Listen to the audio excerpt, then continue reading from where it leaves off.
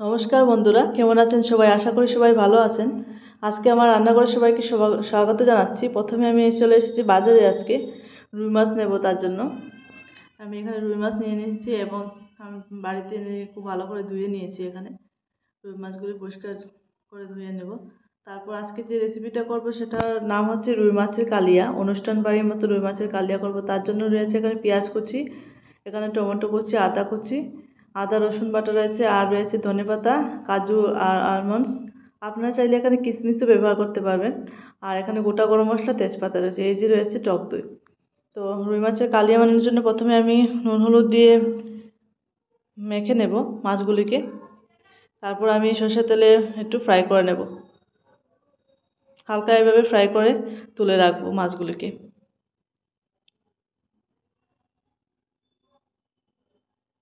এইভাবে করলে রান্নাটা খুব বেশি টেস্টি হয়। আপনারা এভাবে ট্রাই করবেন। প্রথমে আমি ফোড়ন দিয়ে দিয়েছি এখানে সেই তেলের মধ্যে সেখানে গোটা গরম মশলা আর তেজপাতা ফোড়ন দিয়ে পেঁয়াজগুলি দিয়ে দিলাম। পেঁয়াজগুলি একটু লাল লাল করে ফ্রাই করে নেব। তারপর পেঁয়াজ ভাজা হয়ে গেলে তারপর সেখানে মধ্যে আদা রসুন বাটাটা দিয়ে দেব, দিয়ে ভালো করে একটু কষিয়ে নেব। তারপর টমেটোগুলি দিয়ে দেব। আপনারা চাইলে এখানে পেস্ট করেও ব্যবহার করতে পারবেন। টমেটো পেস্ট, আদা পেস্ট, রসুন পেস্ট সব পেস্ট করে দিয়ে আমি এখানে কুচি করে নিয়েছি। তারপর আমি এখানে মশলা দিয়েছি, নুন হলুদ জিরে লঙ্কা আর ধনে গুঁড়ো দিয়ে দিয়েছি। দিয়ে ভালো করে মশলাটাকে কষিয়ে নেব।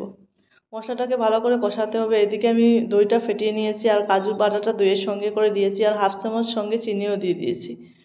দিয়ে ভালো করে এখানে মিশিয়ে নিতে হবে। মশলাটা কষানোই মেন। মশলাটা 2-3 বার জলে ছিটা দিয়ে দিয়ে কষিয়ে নেব। দই দেওয়ার আগে 2-3 বার জলের ছিটা দিয়ে মশলাটা 3বারের মতো কষিয়ে নিয়েছি। তারপর দই দিয়েছি। দই দিয়ে এখন জল যোগ করে নিয়েছি। আমি সেখানে জলের জন্য জল দিয়ে দিয়েছি, আর এখানে ধনেপাতা কুচিগুলো দিয়ে দিয়েছি। দিয়ে ভালো করে আবার একটু সময় 5-10 মিনিটের মতো রান্না করে নেব। ঝোলটা ফুটে উঠলে পরে সেখানে মাছগুলি দিয়ে দিচ্ছি। মাছগুলি দিয়ে আরও 5 মিনিটের মতো রান্না করে নেব। আমি ঝোল রাখবো না, একটু মাখা মাখা রাখবো, তার জন্য আমি এই পর্যায়ে গ্যাসের ফ্লেমটা অফ করলাম। আর এখানে আমি মাছগুলো এখন পরিবেশন করে দিচ্ছি। আজকে আমার রেসিপি রুই মাছের কালিয়া। এই যে দারুণ লাগছে দেখতে, সে অপূর্ব গন্ধ, গরম ভাতের সঙ্গে জাস্ট জমে যায় একদম। এত টেস্টি, অসাধারণ লাগে খেতে। তাই আমার এই রেসিপিটা আপনাদেরকে কেমন লাগছে বলবেন। ভালো লাগলে লাইক শেয়ার করবেন।